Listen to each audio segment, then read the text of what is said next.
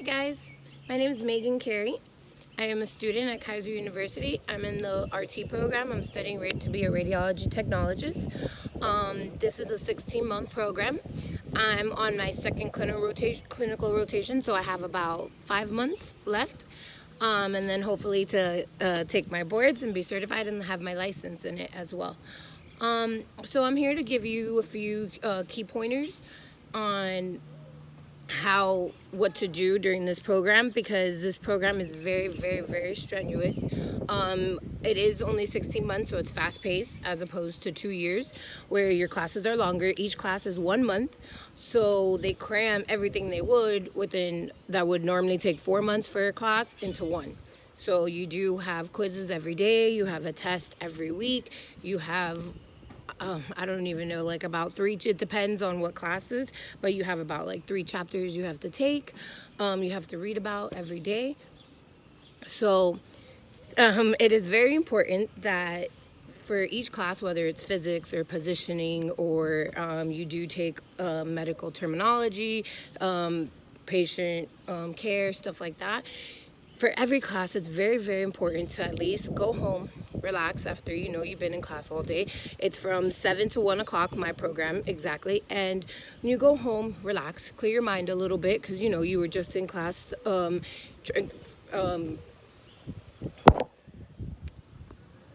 So after being at school all day, I like to come home and just relax for a little bit, clear my mind, because it's been working all morning, so I need to come home and just clear my head a little bit, relax. Maybe I'll watch a show.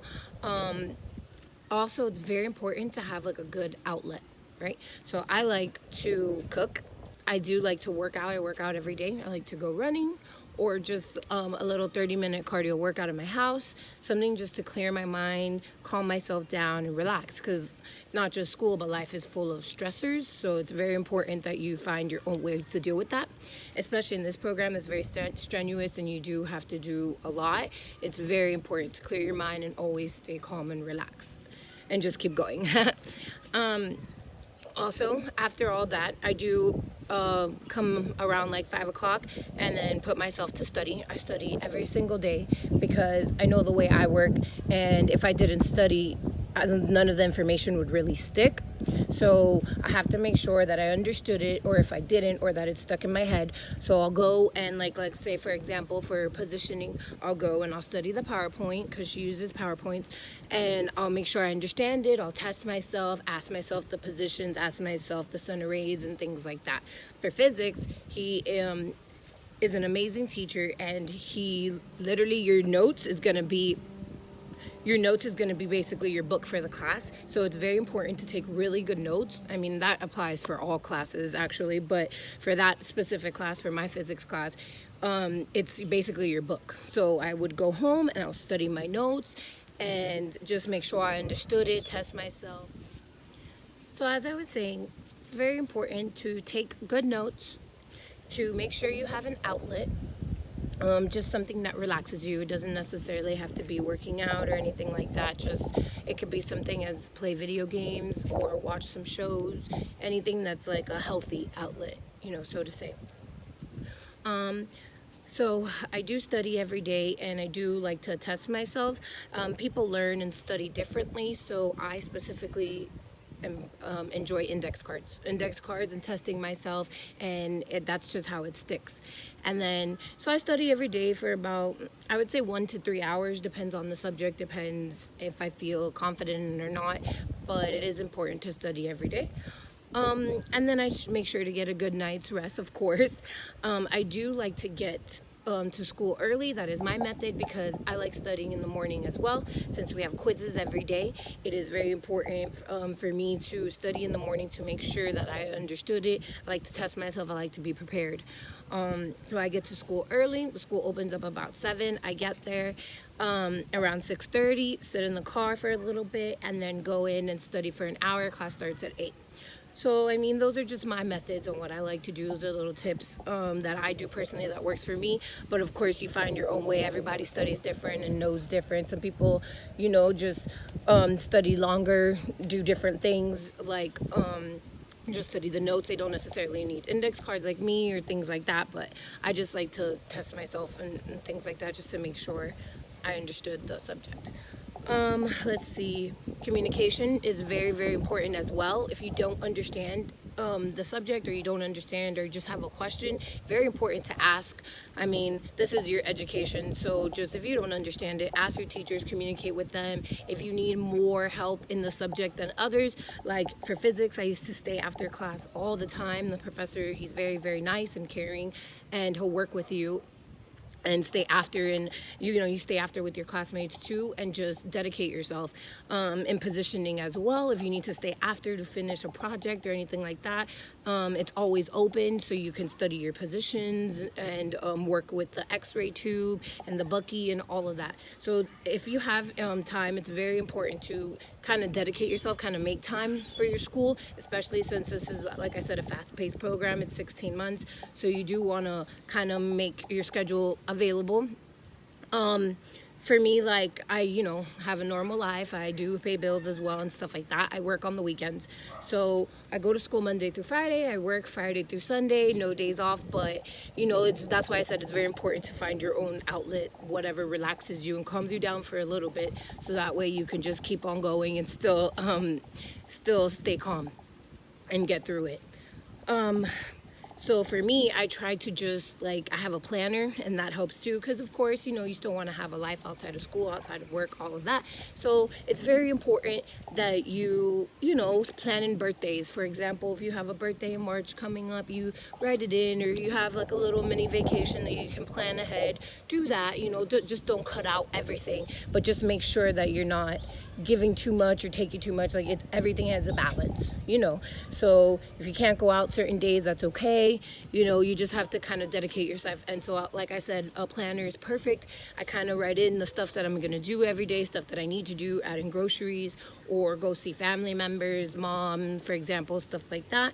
Birthdays, like I said, if I have a birthday party, I'll plan that in, request a day off from work. It's always good to keep your life balanced. So like I said, I'm in my second clinical rotation. During this time, I mean, we all know what's going on during this COVID-19, the coronavirus. I did start clinical rotations around March 9th, I want to say. And I was there for about 6 days before they stopped taking students. I was doing my rotation at Mount Sinai Hospital. And so it was my first time being in a hospital, my first clinical rotation. I did it at a diagnostic/emergency center, and I learned a great deal, but there were certain things we weren't allowed to do. For this clinical rotation, we learned everything else, so there was no limitations, and we're allowed to just comp and learn and do all the procedures.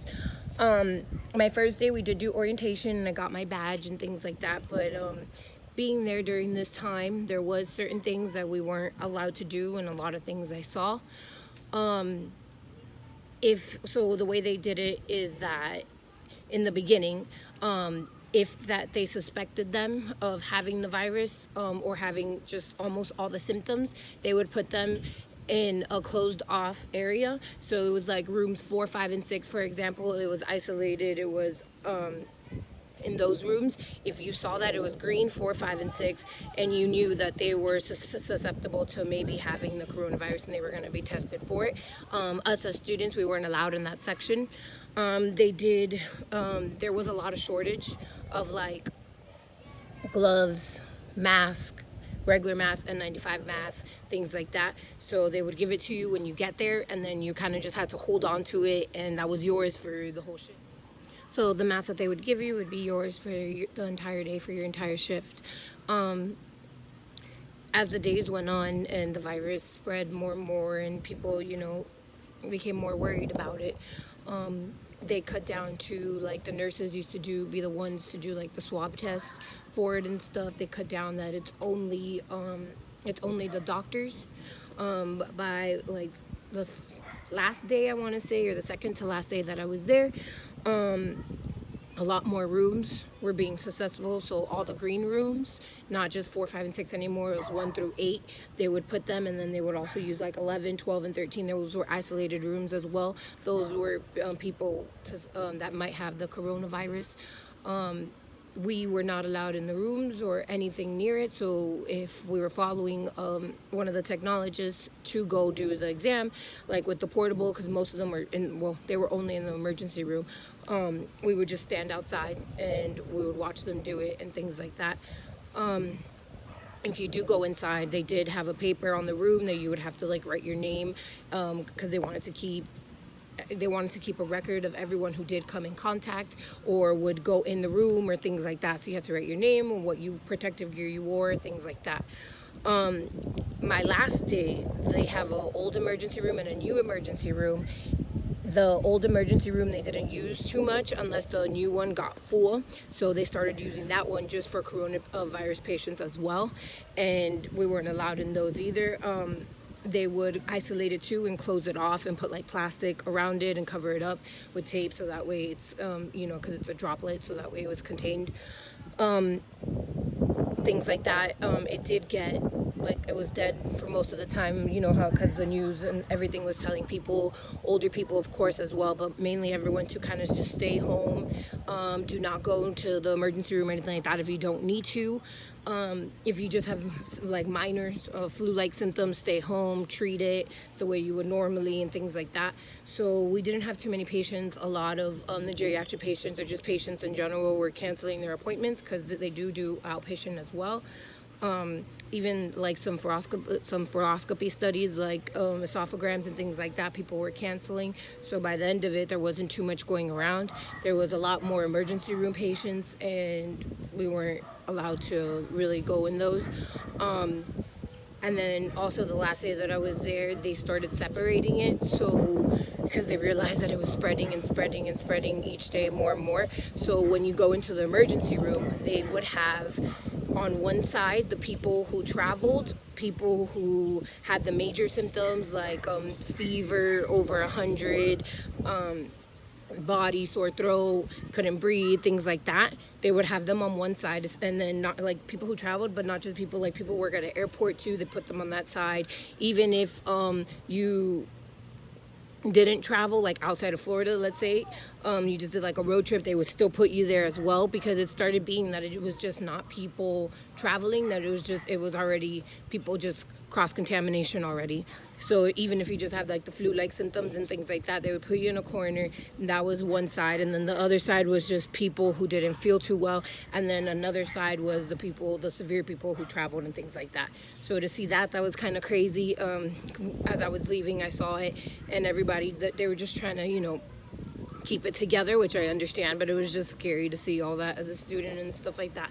And then my last day, I guess my supervisor, Carlos, he had called someone, and they were just like, oh, so yeah, we can't take students anymore because it's just getting too crazy, and it's just the hospital itself just didn't want us to be contaminated or anything like that, in a sense. But to see all that during this crisis was a little bit scary. I mean, it was great to kind of help as much as I could and things like that, but it was just a little crazy. And then now on the outside of it, because my school did switch to online, now I'm just trying to be protective of myself, just going to the grocery store, things like that. I wear gloves, I have hand sanitizer, I try Lysoling everything, and I just try to stay away from people at least 6 feet.